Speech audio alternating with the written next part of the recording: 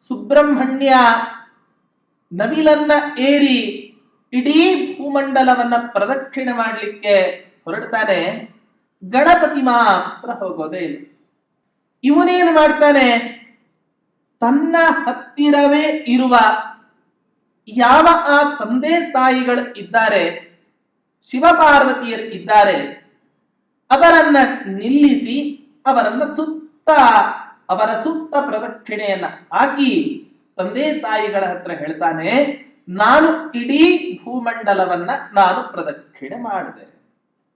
ಆಗ ಒಪ್ಪಂದದಂತೆ ಗಣೇಶನಿಗೆ ವಿವಾಹ ಆಗತ್ತೆ. ನವಿಲನ್ನ ಏರಿ ಹೊರಟಂತಹ ಯಾವ ಸುಬ್ರಹ್ಮಣ್ಯನಿದ್ದಾನೆ ವಾಪಸ್ ಬರ್ತಾನೆ. ಅವಾಗ ಆದ ಘಟನೆ ಗೊತ್ತಾಗಿ ತುಂಬಾ ಕೋಪಿಷ್ಠನಾಗಿ ಈ ಶ್ರೀಶೈಲ ಅನ್ನೋ ಕ್ಷೇತ್ರಕ್ಕೆ ಪ್ರಯಾಣವನ್ನು ಬೆಳೆಸ್ತಾನೆ.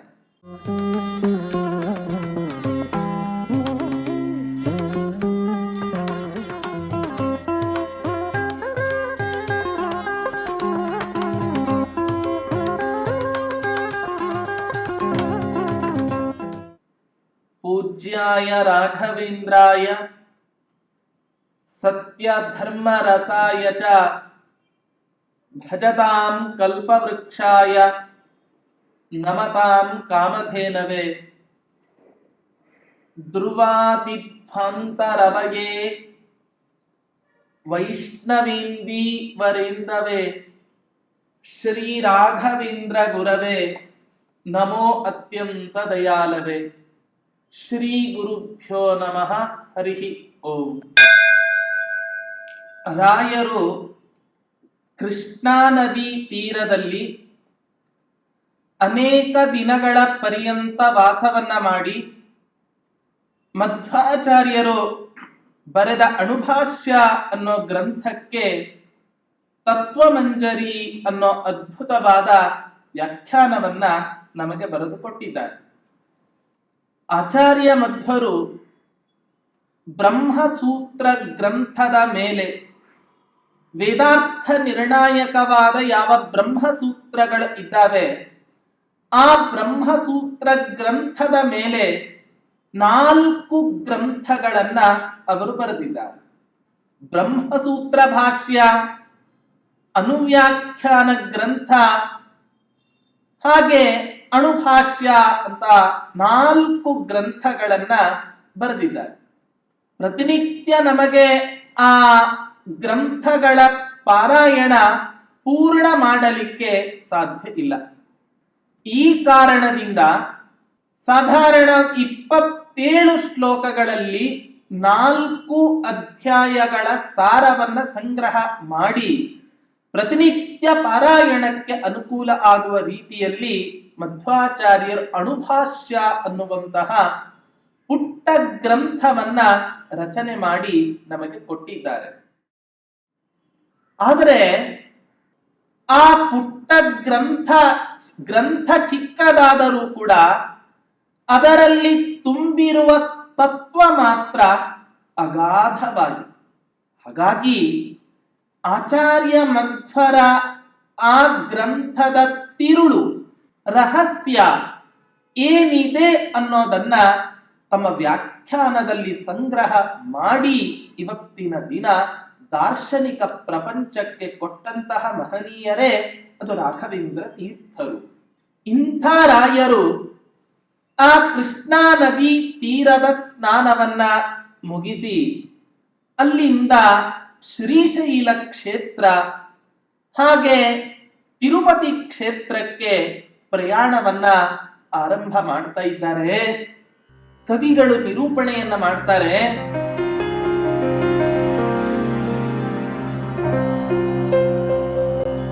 ತತ್ರ ತತ್ರ ವಿರಚಯ್ಯ ಸವಾಸಂ ಪುಣ್ಯಭೂಷು ಪುರುಷೋತ್ತಮ ಭಕ್ತಃ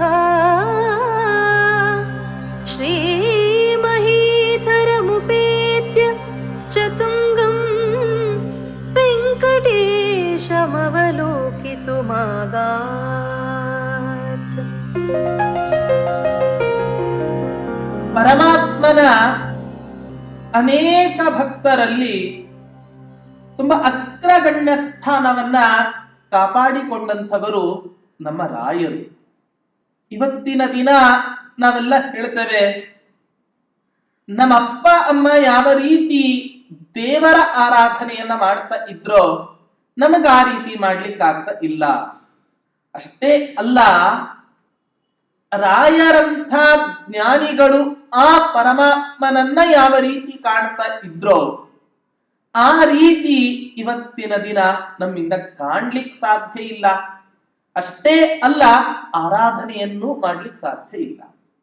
ಹಾಗಾಗಿ ಪುರುಷೋತ್ತಮ ಭಕ್ತ ಆ ಕ್ಷರಾಕ್ಷರ ವಿಲಕ್ಷಣನಾಗಿರ್ತಕ್ಕಂತಹ ಯಾವ ಪರಮಾತ್ಮನಿದ್ದಾನೆ ಆ ಪರಮಾತ್ಮನ ಭಕ್ತರಲ್ಲಿ ಅಗ್ರಗಣ್ಯ ಸ್ಥಾನವನ್ನ ಕಾಪಾಡಿಕೊಂಡಂಥವರು ಈ ನಮ್ಮ ರಾಯರು. ಇಂತಹ ಆ ರಾಯರು ತತ್ರ ತತ್ರ ಪುಣ್ಯಭೂಷು ವಾಸಂ ವಿರಚಯ್ಯ, ಅಲ್ಲಲ್ಲಿ ಅನೇಕ ಪುಣ್ಯ ಭೂಮಿಯಲ್ಲಿ ತೀರ್ಥ ಕ್ಷೇತ್ರಗಳಲ್ಲಿ ಸಂಚಾರವನ್ನ ಮಾಡ್ತಾ ವಾಸವನ್ನ ಮಾಡ್ತಾ ಶ್ರೀ ಮಹೀಧರ ಮುಪೇತ್ಯ, ಶ್ರೀಶೈಲ ಕ್ಷೇತ್ರಕ್ಕೆ ಪ್ರಯಾಣವನ್ನ ಮಾಡಿ ಆ ಕ್ಷೇತ್ರ ಸ್ವಾಮಿಯಾದ ಮಲ್ಲಿಕಾರ್ಜುನನ ದರ್ಶನವನ್ನ ಆ ರಾಯರು ಮಾಡ್ತಾರೆ. ಶ್ರೀಶೈಲ ಕ್ಷೇತ್ರದ ಬಗ್ಗೆ ವಾದಿರಾಜ ತೀರ್ಥರು ತಮ್ಮ ತೀರ್ಥ ಪ್ರಬಂಧ ಗ್ರಂಥದಲ್ಲಿ ತುಂಬಾ ಚೆನ್ನಾಗಿ ಆ ಮಲ್ಲಿಕಾರ್ಜುನನನ್ನ ಕೊಂಡಾಡ್ತಾರೆ. ಹಿಂದೆ ಗಣಪತಿ ಹಾಗೆ ಸುಬ್ರಹ್ಮಣ್ಯ ಇವರಿಬ್ಬರಲ್ಲಿ ಯಾರಿಗ್ ಮೊದಲು ವಿವಾಹ ಆಗಬೇಕು ಅಂತ ವಿವಾದ ಬೆಳೀತು. ಈ ವಿವಾದ ವಿಕೋಪಕ್ಕೆ ಹೋದಾಗ ಆಗ ಹೇಳ್ತಾರೆ, ಯಾರು ಮೊದಲು ಈ ಸಕಲ ಭೂಮಂಡಲವನ್ನು ಪ್ರದಕ್ಷಿಣೆ ಮಾಡಿ ಬರ್ತಾರೋ ಅವರ ವಿವಾಹವೇ ಮೊದಲಾಗಬೇಕು. ಸುಬ್ರಹ್ಮಣ್ಯ ನವಿಲನ್ನ ಏರಿ ಇಡೀ ಭೂಮಂಡಲವನ್ನ ಪ್ರದಕ್ಷಿಣೆ ಮಾಡಲಿಕ್ಕೆ ಹೊರಡ್ತಾನೆ, ಗಣಪತಿ ಮಾತ್ರ ಹೋಗೋದೇ ಇಲ್ಲ. ಇವನೇನು ಮಾಡ್ತಾನೆ, ತನ್ನ ಹತ್ತಿರವೇ ಇರುವ ಯಾವ ಆ ತಂದೆ ತಾಯಿಗಳು ಇದ್ದಾರೆ, ಶಿವಪಾರ್ವತಿಯರು ಇದ್ದಾರೆ, ಅವರನ್ನ ನಿಲ್ಲಿಸಿ ಅವರನ್ನ ಅವರ ಸುತ್ತ ಪ್ರದಕ್ಷಿಣೆಯನ್ನ ಹಾಕಿ ತಂದೆ ತಾಯಿಗಳ ಹತ್ರ ಹೇಳ್ತಾನೆ, ನಾನು ಇಡೀ ಭೂಮಂಡಲವನ್ನ ನಾನು ಪ್ರದಕ್ಷಿಣೆ ಮಾಡಿದೆ. ಆಗ ಒಪ್ಪಂದದಂತೆ ಗಣೇಶನಿಗೆ ವಿವಾಹ ಆಗತ್ತೆ. ನವಿಲನ್ನ ಏರಿ ಹೊರಟಂತಹ ಯಾವ ಸುಬ್ರಹ್ಮಣ್ಯನಿದ್ದಾನೆ ವಾಪಸ್ ಬರ್ತಾನೆ. ಅವಾಗ ಆದ ಘಟನೆ ಗೊತ್ತಾಗಿ ತುಂಬಾ ಕೋಪಿಷ್ಠನಾಗಿ ಈ ಶ್ರೀಶೈಲ ಅನ್ನೋ ಕ್ಷೇತ್ರಕ್ಕೆ ಪ್ರಯಾಣವನ್ನು ಬೆಳೆಸ್ತಾನೆ. ಯಾವತ್ತೂ ಕೂಡ ಮಕ್ಕಳು ಏನೇ ದುಃಖವನ್ನ ಪಟ್ಟರೂ ಕೂಡ ಆ ದುಃಖ ಮೊದಲು ತಾಕುವಂತಹದ್ದು ಹೆತ್ತ ತಾಯಿ. ಪಾರ್ವತೀ ದೇವಿ ಮಗ ಸಿಟ್ಟು ಮಾಡಿಕೊಂಡು ಹೋಗಿದ್ದಾನೆ ಅನ್ನೋ ಕಾರಣದಿಂದ ಅವಳು ಕೂಡ ತನ್ನ ಗಂಡನ ಸಮೇತಳಾಗಿ ಶ್ರೀಶೈಲ ಪರ್ವತಕ್ಕೆ ಆಗಮಿಸ್ತಾಳೆ. ಆಗ ಆ ಸುಬ್ರಹ್ಮಣ್ಯ ತಂದೆ ತಾಯಿಗಳ ಹತ್ತಿರ ಮಾತನಾಡೋದಕ್ಕಾಗಲಿ ಮುಖ ನೋಡೋದಕ್ಕಾಗಲಿ ಏನೋ ಇಷ್ಟವನ್ನ ಪಡದೆ ಆ ಪರ್ವತದಿಂದ ದೂರ ಇರತಕ್ಕಂತಹ ಒಂದು ಕುಮಾರ ಪರ್ವತ ಅಂತ ಒಂದು ಪರ್ವತ, ಆ ಪರ್ವತದಲ್ಲಿ ನೆಲೆ ನಿಲ್ತಾನೆ ಅವನು. ಈ ಕಡೆ ಶಿವ ಪಾರ್ವತಿ ಇವರಿಬ್ಬರೂ ಕೂಡ ಈ ಶ್ರೀಶೈಲ ಅನ್ನೋ ಪರ್ವತಕ್ಕೆ ಆಗಮಿಸಿದ್ದಾರೆ. ಅವರು ವಾಪಸ್ ತಮ್ಮ ಲೋಕಕ್ಕೆ ಹೋಗಲಿಕ್ಕೆ ಇಷ್ಟಪಡಲಿಲ್ಲ. ಏನು ಮಾಡ್ತಾರೆ, ಪಾರ್ವತೀ ದೇವಿಗೆ ಒಂದು ಹೆಸರು ಮಲ್ಲಿಕಾ ಅಂತ ಹೆಸರು, ರುದ್ರನಿಗೆ ಧವಲ ಅಂತ ಹೆಸರು. ಈ ಕಾರಣದಿಂದ ಧವಲ ಅನ್ನೋ ಶಬ್ದಕ್ಕೆ ಬಿಳಿ ಅಂತ ಅರ್ಥ, ಅರ್ಜುನ ಅನ್ನೋ ಶಬ್ದಕ್ಕೂ ಕೂಡ ಬಿಳಿ ಅಂತಾನೆ ಅರ್ಥ. ಹಾಗಾಗಿ ಅರ್ಜುನ ಅನ್ನೋ ಹೆಸರಿನ ಮಹಾದೇವ ಮನೋನಿಯಾಮಕನಾದ ಅಹಂಕಾರ ತತ್ವಾಭಿಮಾನಿಯಾದ ಯಾವ ರುದ್ರ ಇದ್ದಾನೆ, ತನ್ನ ಮಡದಿಯಾದ ಮಲ್ಲಿಕಾದೇವಿ ಒಟ್ಟಿಗೆ ಅಲ್ಲಿ ನೆಲೆಸಿರುವ ಕಾರಣದಿಂದ ಶ್ರೀಶೈಲ ಮಲ್ಲಿಕಾರ್ಜುನ ಅಂತ ಪ್ರಸಿದ್ಧಿ ಉಂಟಾಯಿತು. ಹೀಗೆ ಅಷ್ಟಾದಶ ಪುರಾಣಗಳಲ್ಲಿ ಒಂದಾದ ಸ್ಕಂದ ಪುರಾಣದಲ್ಲಿ ಈ ರೀತಿಯಾಗಿ ಅದರ ಮಹತ್ವವನ್ನ ನಿರೂಪಣೆ ಮಾಡ್ತಾರೆ. ಅಂಥ ಆ ಶ್ರೀಶೈಲ ಕ್ಷೇತ್ರದಲ್ಲಿ ನೆಲೆಸಿದ ಯಾವ ಆ ಶಿವ ಪಾರ್ವತಿಯರು ಇದ್ದಾರೆ ಅವರನ್ನ ಸ್ತೋತ್ರ ಮಾಡ್ತಾರೆ ವಾದಿರಾಜ ತೀರ್ಥರು. ಶ್ರೀಶೈಲ ಶಿಖರ ವಾಸಃ ಭಾತೀಶೋ ಮಲ್ಲಿಕಾರ್ಜುನ ಬದ್ಧ ಸ್ವೀಯ ಜಟಾ ಜೂಟ ಮಧ್ಯಸ್ಥ ಇವ ಚಂದ್ರಮಾಹ. ಮಲ್ಲಿಕಾರ್ಜುನ ಮನೋನಿಯಾಮಕನಾದಂತಹ ಯಾವ ಮಹರುದ್ರ ದೇವ ಇದ್ದಾನೆ, ಆ ಮಹರುದ್ರ ದೇವ ಹೆಂಗ್ ಶೋಭಿಸ್ತಾ ಇದ್ದಾನೆ, ಜಡೆಯನ್ನ ಕಟ್ಟಿಕೊಂಡಿದ್ದಾನೆ. ಆ ಕಟ್ಟಿದ ಜಡೆಗಳ ಮಧ್ಯದಲ್ಲಿ ಒಬ್ಬ ಚಂದ್ರ ಇದ್ದಾನೆ. ಆ ಚಂದ್ರ ಯಾವ ರೀತಿ ಪ್ರಕಾಶಮಾನವಾಗಿ ಕಾಣಿಸ್ತಾನೋ ಆ ರೀತಿಯಾಗಿ ಆ ಮಲ್ಲಿಕಾರ್ಜುನನು ಕೂಡ ಶೋಭಿಸ್ತಾ ಇದ್ದಾನೆ. ಅಂದ್ರೆ ಏನರ್ಥ? ಜಟೆ ಪೂರ್ಣ ಕಪ್ಪಾಗಿರತ್ತೆ. ಆ ಕಪ್ಪಾದ ಜಟೆಗಳ ಮಧ್ಯದಲ್ಲಿ ಚಂದ್ರ ಇದ್ದ ಅಂದರೆ ಚಂದ್ರನನ್ನೇ ಮೊದಲು ನೋಡ್ತಾರೆ ಹೊರತು ಕಪ್ಪಾದ ಜಟೆಯನ್ನ ಯಾರೂ ಕೂಡ ನೋಡಲಿಕ್ಕೆ ಇಷ್ಟಪಡೋದಿಲ್ಲ. ಹಾಗೆ ಈ ಕಪ್ಪಾದ ಅರಣ್ಯ, ಶ್ರೀಶೈಲ ಪರ್ವತ ತುಂಬಾ ಅರಣ್ಯದ ಮಧ್ಯದಲ್ಲಿ ಇರತಕ್ಕಂತಹ ಒಂದು ಪರ್ವತ. ಆ ಪರ್ವತದಲ್ಲಿ ಇರತಕ್ಕಂತಹ ಈ ಮಲ್ಲಿಕಾರ್ಜುನ ದೇವರು ಚಂದ್ರನಂತೆ ಪ್ರಕಾಶಮಾನವಾಗಿ ತೋರ್ತಾ ಇದ್ದಾನೆ. ಹೀಗೆ ಬದ್ಧ ಸ್ವೀಯ ಜಟಾ ಜೂಟ ಮಧ್ಯಸ್ಥ ಇವ ಚಂದ್ರಮಾಹ. ಇಂಥ ಆ ಮಹರುದ್ರ ದೇವರು ಮನೋನಿಯಾಮಕನಾಗಿರ್ತಕ್ಕಂತಹ ಮಹಾದೇವ ನಮಗೆ ಸದ್ಬುದ್ಧಿಯನ್ನ ಕೊಟ್ಟು ಅನುಗ್ರಹ ಮಾಡಲಿ ಅಂತ ವಾದಿರಾಜ ತೀರ್ಥರು ತಮ್ಮ ತೀರ್ಥ ಪ್ರಬಂಧ ಗ್ರಂಥದಲ್ಲಿ ಸ್ತೋತ್ರವನ್ನ ಮಾಡ್ತಾರೆ. ಹಾಗಾಗಿ ರಾಯರೂ ಕೂಡ ಅಂತಹ ಒಂದು ಪವಿತ್ರವಾದ ಕ್ಷೇತ್ರಕ್ಕೆ ಪ್ರಯಾಣವನ್ನ ಬೆಳೆಸಿ ಆ ಮಲ್ಲಿಕಾರ್ಜುನನ ದರ್ಶನವನ್ನ ಮಾಡಿ ಶ್ರೀ ಮಹೀಧರ ಮುಪೇತ್ಯ ಆ ಶ್ರೀಶೈಲ ಕ್ಷೇತ್ರಕ್ಕೆ ಹೋಗಿ ದೇವರ ದರ್ಶನವನ್ನ ಮಾಡಿ ಅನುಗ್ರಹವನ್ನ ಪ್ರಾರ್ಥನೆ ಮಾಡ್ತಾರೆ. ಅಲ್ಲಿಂದ ಮುಂದೆ ಎಲ್ಲಿಗೆ ಹೊರಡ್ತಾರೆ? ತುಂಗಂ ವೆಂಕಟೇಶಂ ಅವಲೋಕಿತುಂ ಆಗ ಪರ್ವತದಲ್ಲಿ ನೆಲೆ ನಿಂತ ಯಾವ ಆ ತಿರುಪತಿ ತಿರುಮಲ ಶ್ರೀನಿವಾಸ ದೇವನಿದ್ದಾನೆ, ಆ ಶ್ರೀನಿವಾಸನ ದರ್ಶನವನ್ನ ಮಾಡೋದಕ್ಕೋಸ್ಕರ ತಿರುಪತಿ ಕ್ಷೇತ್ರಕ್ಕೆ ಪ್ರಯಾಣವನ್ನ ಬೆಳೆಸ್ತಾರೆ.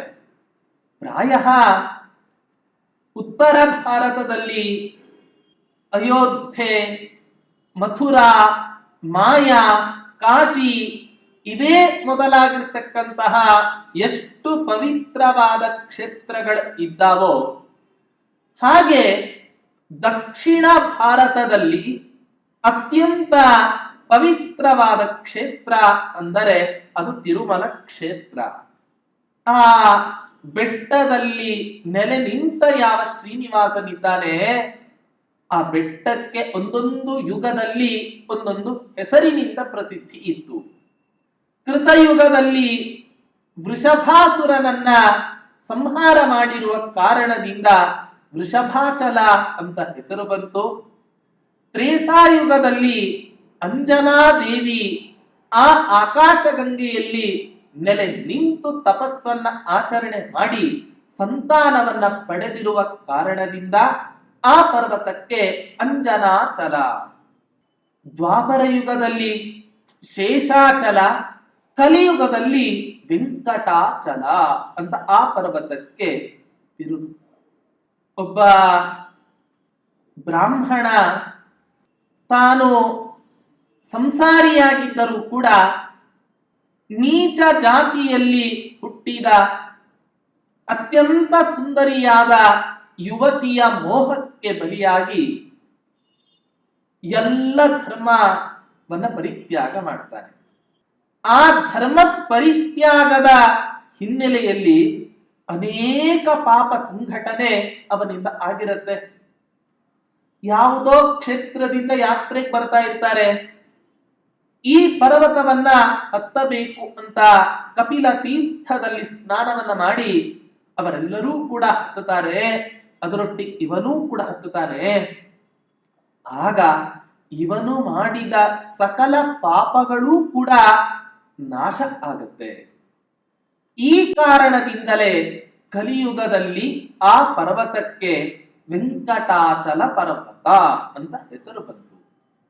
ಹೇಳ್ತಾರೆ, ವೇಂ ಪಾಪಂ ಕಟತೆ ಯಸ್ಮಾ, ಯಾವ ಒಬ್ಬ ಪುರುಷ ಮಾಡಿದ ಪಾಪಗಳನ್ನ ಆ ಪರಮಾತ್ಮ ಆ ಬೆಟ್ಟವನ್ನ ಹತ್ತುವ ಯಾವ ಭಕ್ತ ಹತ್ತತಾನೋ, ಮೆಟ್ಟಲೋತ್ಸವವನ್ನ ಮಾಡ್ತಾನೋ, ಆ ಭಕ್ತನ ಪಾಪಗಳನ್ನ ಕಟತೆ ತುಂಡು ತುಂಡು ಮಾಡಿ ಅವನ ಪಾಪಗಳನ್ನ ತುಂಡರಿಸ್ತಾನೋ, ಈ ಕಾರಣದಿಂದ ಆ ಪರ್ವತಕ್ಕೆ ವೆಂಕಟಾಚಲ ಪರ್ವತ ಅಂತ ಹೆಸರು ಬಂದಿದೆ.